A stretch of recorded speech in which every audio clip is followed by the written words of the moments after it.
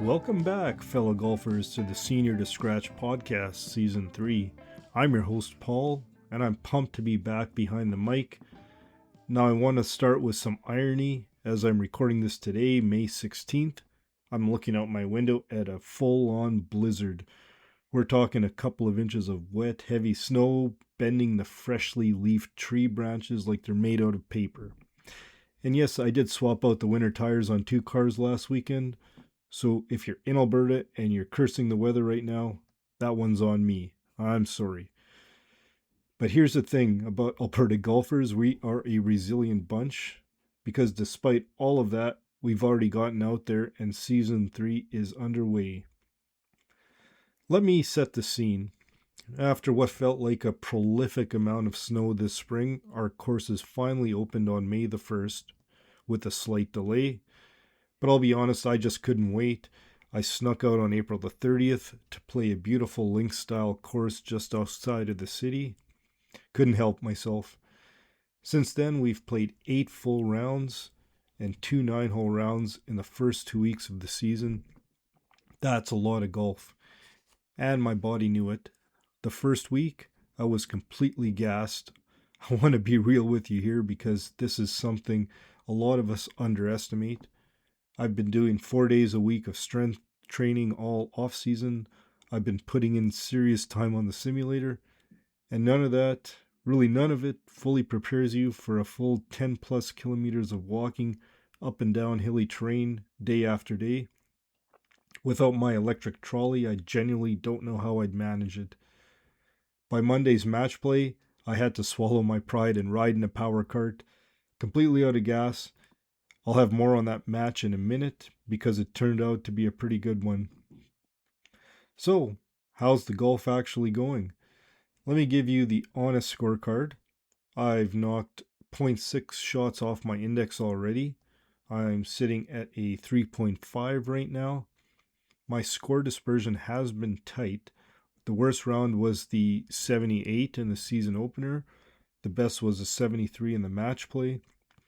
That's a pretty narrow window, and I'm encouraged by that consistency. Now I want to tell you about the round that wasn't, because it might actually be the most instructive story of the early season. Yesterday evening, I went out to play 18 holes after work from a difficult set of tees, which amounted to a slope of 138 and a course rating a little over 73. I was bogey-free, 2 under par through 11 holes. 11 holes, no bogeys, on a tough track. And then the gale force winds rolled in and the temperature dropped considerably. And it looked like it was about to snow. So my playing partner and I made the call to call it quits since we were relatively close to the clubhouse. I know some of you are thinking, well, why didn't you push through? Well, here's the thing.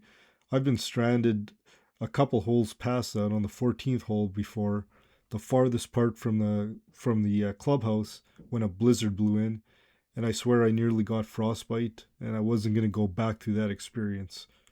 So, packed it in after 11 holes, entered a 9-hole score into Golf Canada, and got a differential of 2.1, my best of the season so far. Now, the way this handicap system works is this system estimates what I likely would have shot on the back 9 based on my index, which brought my overall differential to that 2.1 number, though I was 1 under par through the second hole. It does sting a little bit, absolutely, but I have to believe that round is in me at some point and I'll find it again, so I'll move on. Now let's get into what I think has actually been driving the good results, because I don't think this is just luck, and I want to share it with you in case it's useful. 2 words, short game. Thanks to the Decade app, I was able to pinpoint my biggest deficiencies from previous seasons, putting and around the greens. Those were the leaks. So this off-season and into the spring, I've dedicated about 4 hours of purposeful practice specifically in those 2 areas. And I've completely revamped my pre-shot routine. So here's exactly what I'm doing now. When I arrive at the course, before a round, I go straight to the practice putting and chipping green, not the range. The short game area first, always. Now this is a mental shift as much as a tactical one, and make sure short game is never an afterthought. Now for chipping, I spend about 5 minutes with 3 balls practicing Dan Greaves' release one technique. If you haven't seen his YouTube videos, look them up. It's been a game changer for me. I'm working on trajectory and carry, primarily with a pitching wedge, 50 degree and 54 degree. This is a big departure from what I used to do, which was almost exclusively reach for the lob wedge for everything around the green. Following that, I'll do a couple minutes of release too. So this is the higher trajectory pitches where you need the soft hands and it's feel based. You hope you don't need these much during a round, but the feel definitely carries over. Finally, I'll drop 3 balls, no preferred lies, pick 3 different targets, a long rollout, a short-sided shot, and an intentionally tough lie. The goal there is to grow short game IQ, simulate real situations. Now for putting, I start with the mirror, lead eye slightly inside the ball, making a few 6-footers up the fall line to ingrain the stroke and watch the ball drop. Then I move into what I call the spiral drill, 5 balls around the hole, 2 to 6 feet or 3 to 7 feet in 1-foot increments, going through my full routine each time. This has done wonders for those 4 to 8 foot putts that used to give me fits. In longer practice sessions, I'm using concepts from Mark Brody's Every Shot Counts book, specifically gamified formats from 9 to 11 feet. The key mechanic is that you get penalized for leaving it short even if you 2-putt. It forces you to commit to getting the ball to the hole. Now from 20 feet and beyond, the goal is proximity. Get it within a set radius. Now, what are the results of this early season work? Well, I'm averaging just over 1.13 putts per round so far. I compare that to 1.8 for the previous years. That's the difference between a good round and a great round right there. So then, and only then, do I head to the range. And even there, the focus isn't pounding driver. I'm loosening up my body first, then dialing in my pre-shot routine. That means painting pictures of targets in the distance, picking a closer immediate target, and using proper breath work and quiet eye. And critically, I'm not aiming at pins. I'm aiming between pins, trying to land in a zone. As Scott Fawcett says, flag sticks are probably the hardest thing to resist on a practice range. They pull you into bad habits, so work instead on landing zones. Let me tell you about some of the competitive rounds because I think there's some valuable information in the mental side of these stories. I joined that season-long individual and team match play competition here at the club, and this group includes some of the best golfers in the club, very serious players. In my second round, I was grouped with a plus handicap, a scratch, and a 2, so I was statistically the worst golfer in that group by a fair margin. And I'll be honest, I walked to the first tee with some genuine imposter syndrome. These guys know each other. I was the outsider. Breathwork was key early on. I settled in, found my rhythm, and carded to 74 on that day. I beat the plus handicap by over 10 strokes. He was having a pretty rough day. Now, using 75% handicaps in this format, which actually favors the better players, I'm sitting 5th out of about 40 competitors who've teed it up so far. I finished with 3 bogeys on the back due to some lost putting focus, but the lesson here is clear. Sustaining concentration through all 18 holes is the next frontier. And then Monday's match play. My partner and I were giving up 2 and 4 strokes to our opponents. My partner got 4 strokes himself. For the first 6 holes, there were no strokes in play. I rattled off 8 consecutive pars and then a birdie on the 9th hole. My partner contributed well on the stroke holes, and we finished the front 9 6 up. We won the first 2 holes on the back to close the overall match 8 and 7. Emphatic. One tactical observation I want to highlight. I only hit 3 greens in regulation on that front 9. Only 3.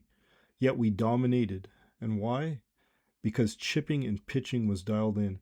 I was consistently getting the ball to tap in range or draining longer putts, and in match play there's nothing more demoralizing for your opponent than watching you scramble for par from off the green repeatedly. It really does deflate the other team. My reward for this effort is the singles matches representing my team against 3 opponents simultaneously. That's coming up on Wednesday. They'll almost certainly be the top golfers on their team. So that's exactly the kind of pressure this game needs to throw at me right now. I want to close the rounds with a look at the decade strokes gained from that unfinished round yesterday, because it tells a story that I want to share with you. It was the first round, even though it was a partial round, where my putting and around the green numbers were actually better than the PGA Tour averages. Over an 18-hole projection, I was 3.3 strokes gained on putting and 0.7 around the green. Now, keep in mind, I've been -3 to -4 strokes gained, so this is a vast improvement, and it is only one round. I hold a couple of 12-footers, and 2 putting from 90 feet always skews the numbers in your favor, but you still have to execute those shots. Here's the mindset I want to leave you with. I will never outdrive a tour player. I'll never hit approaches like one either. But the short game, it doesn't require a 20-year-old's athleticism. It requires technique, feel, and repetition. There's something any of us can build. And aspiring to be world-class from inside 50 yards, that's a legitimate goal for any serious amateur. Now, looking ahead, I've registered for 3 amateur qualifier tournaments this season, all at courses I've never played before. No time for practice rounds, so I'll be studying the decade scorebooks and working through course strategy, using overhead views and dispersion estimates. First up is the Alberta Amateur, in less than 2 weeks already. I can't believe that. Stiff competition, college players, top amateurs from around the province. I feel good about my current form going in. And shortly after that, I'll be playing the Mid-Masters for players 40 and over, then wrapping up in about a month from now with the Mid-Amateur for 25 and older. All of this is intentional. I want tournament pressure experience because in a couple of years I'll be setting my sights on the 55-plus senior circuit, and I want to be ready.